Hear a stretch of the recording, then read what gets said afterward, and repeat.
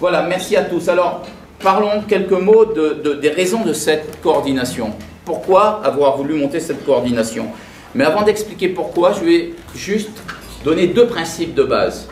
Ceux qui sont dans cette coordination, vous avez effectivement des hommes d'église, qui sont des hommes pieux et qui n'ont aucun engagement politique, et vous avez des organisations laïques qui ont des engagements politiques. Mais quand ils sont dans l'organisation, ils oublient leurs engagements politiques. Il ne s'agit pas aujourd'hui de critiquer un gouvernement français, passé, présent. Nous ne voulons pas faire de la politique politicienne. Il ne s'agit pas non plus d'attaquer un gouvernement dans ces régions du monde ou des oppositions dans ces régions du monde parce que nous ne voulons pas faire de politique de nouveau politicienne. Le but est simple et clair, c'est que nous demandons tous, quelle que soit notre opinion politique, pour ou contre tel ou tel régime, pour ou contre telle ou telle opposition dans tous ces pays du monde d'Orient, nous demandons simplement aux diplomaties françaises, aux diplomaties européennes, à l'opinion publique française, aux églises et notamment aux églises catholiques, de ne pas oublier les chrétiens d'Orient. De ne pas oublier des chrétiens d'Orient. Il y a une urgence aujourd'hui à agir. Il y a une urgence parce que dans les années 50, les chrétiens d'Orient représenteraient entre 15 et 20% des populations de ces régions. Aujourd'hui, on est, suivant les statistiques, entre 6 et 8%. Et demain, d'ici 10 ans, si rien n'est fait, en 2025, on estime que leur nombre pourrait descendre à 3 et 4%. Ils pourraient disparaître d'Irak.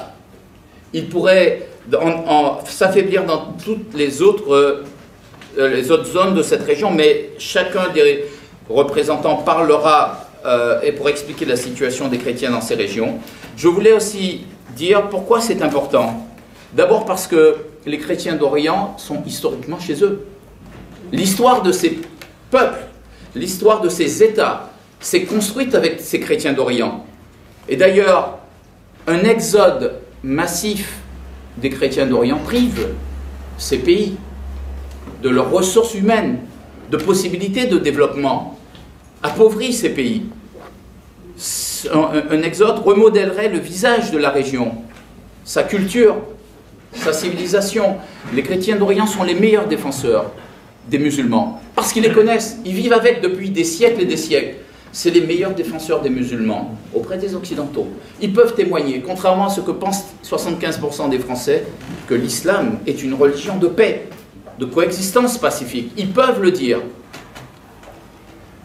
C'est aussi les meilleurs défenseurs de l'Occident, de la France, de l'Occident, de l'Europe en Orient. C'est un pont entre l'Occident et l'Orient. C'est un trait d'union entre les civilisations arabo-musulmanes et l'Occident. C'est un espace de dialogue et surtout, ces chrétiens ont un rôle très important de modérateur des extrémismes. Un Orient sans chrétiens serait ouvert à tous les extrémismes et aux portes de l'Europe pourrait poser un certain nombre de questions, exacerberait les confrontations entre civilisations. Voilà donc pourquoi il est important, c'est l'intérêt même de la France, c'est l'intérêt de l'Europe, il est important de soutenir les chrétiens d'Orient. Mais ce rôle que nous avions, nous l'assumions jusqu'à encore 10, 15, 20 ans. Nous l'avons, je crains, oublié ce rôle-là. Vous avez des hommes politiques de plus en plus nombreux qui disent on est pour l'immigration et on va choisir d'abord de ces régions les chrétiens. Ça n'est pas acceptable. Pourquoi faire la différence entre chrétiens et musulmans? Et d'ailleurs, pourquoi vouloir vider l'Orient de ces chrétiens? Nous sommes aujourd'hui dans une neutralité totale vis-à-vis, et quand je dis nous, tous ceux qui sont autour de cette table, tous ceux qui sont aussi, qui représentent des organisations laïques, y compris lorsque ces organisations ont d'autres engagements, mais quand ils sont dans la coordination, ils doivent observer une neutralité totale vis-à-vis des contingences politiques de cette région du monde. Ce serait un crime s'ils instrumentalisaient, s'il y avait une instrumentalisation des différences et des politiques dans le cadre de cette organisation, parce que nous avons l'intention aujourd'hui de faire bouger l'opinion publique. Comment? D'abord par une campagne sur Internet. Nous avons mis sur Facebook la pétition qui a été publiée hier sous forme de tribune par Le Figaro. Nous l'avons mis donc sur Internet. Et nous allons continuer cette campagne. Nous allons aussi saisir l'ensemble des députés et sénateurs, l'ensemble des présidents de région, de départements, les maires de grandes villes, les organisations représentatives.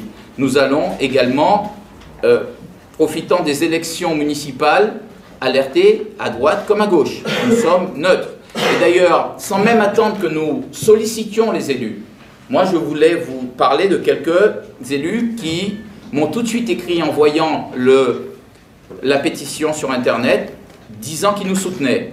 Jean-Paul Huchon, ce matin, il est président du conseil régional d'Île-de-France, il est socialiste, mais peu importe sa couleur politique, il nous a dit qu'il soutenait notre pétition. Valérie Pécresse, qui va organiser à l'Assemblée nationale une réunion avec des parlementaires de son groupe, et nous allons faire la même chose avec les socialistes.